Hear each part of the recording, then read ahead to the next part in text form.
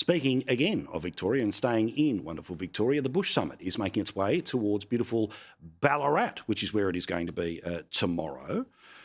Now, this Bush Summit has been pretty spectacular because many of the state's leaders, and in fact the country's leaders, have been turning up to the Bush Summit. That will again be the case tomorrow, and I think it is an absolute testament to everyone involved in the organisation of this, and of course Hancock Prospecting, who have helped us put it on. I'm looking forward to meeting Mrs. Reinhardt, seeing her again at the Bush Summit, which is going to be in Darwin in a few days' time.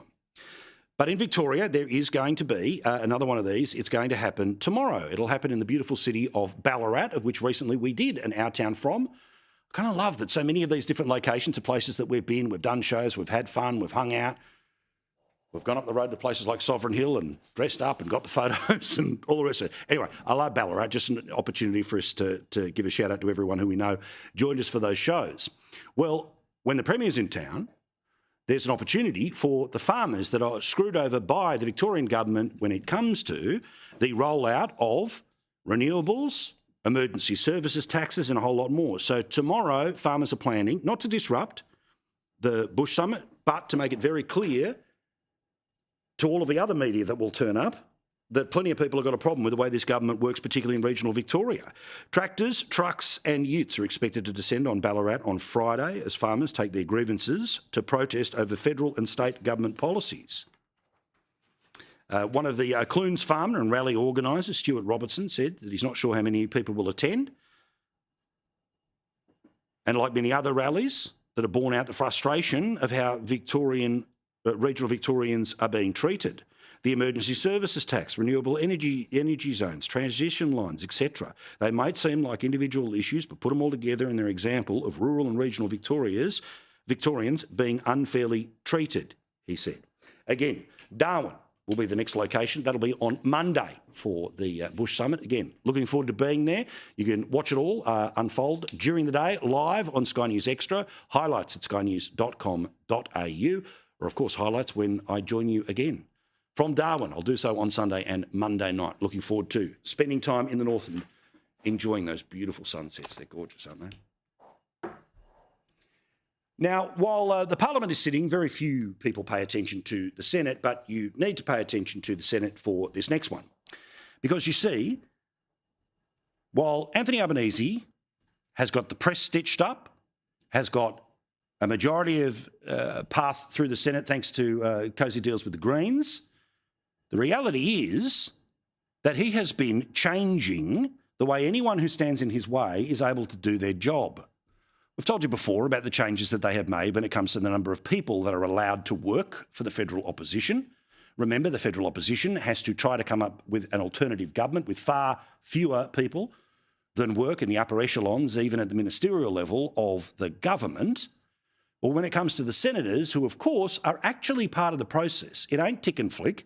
They have to read each and every piece of legislation. They have to understand what the consequences are. They also have the opportunity to get together and have committee hearings around the country. Now, this is not me saying boo-hoo to politicians because they've got a lot of work to do. But the reality is that the number of people who are helping those on the crossbench, and while the crossbench doesn't numerically matter anymore because, again, Greens plus Labor results in a majority, Pauline Hanson, Ralph Babbitt, Jackie Lambie, Fatima Payman, among others, have seen a reduction in the number of staff that they have because their vote is not as crucial as it was in the previous parliament. Well, sorry, they've still got a job to do, yet this Prime Minister who pretends he's got a whole new tone and a new all the rest of it, new politics, one of the ways this bloke is brutal and is a bully is that if he can try to tie one hand behind the back of the people who are in any form of dissent with him, then their ability to be able to have a fair fight with a cashed up, overstaffed and very comfortable arrangement between the media and one side of Australian politics, then we are starting to wobble in a way that people should be concerned about. And unbelievably, while many of those people that you just saw delivered messages similar today in the Parliament, I want to focus on somebody who you may be surprised agrees with me. Fatima Payman, the one who left the Labor Party over matters to do with Palestine, only for the Labor Party to eventually end up in the same place she did when it comes to Palestine. Well, because she decided to leave the Labor Party, she has been punished. She is not treated as if she is an independent senator. They treat her like somebody to be ignored. Why do I know that? Because that's what she says. She said it today in a discussion and debate around the bastardisation of who gets what in Canberra. When that bill was first debated more than 40 years ago, Liberal Senator from Tasmania, Senator Michael Townley, warned that this act would one day be weaponised by an authoritarian Prime Minister to reward loyalty and punish dissent. Senator Townley saw what we're now living.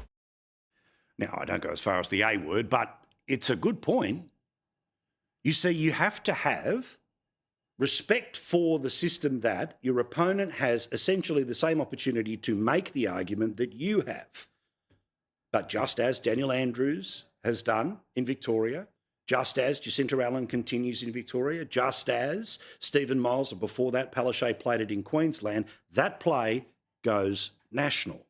Again, she continues.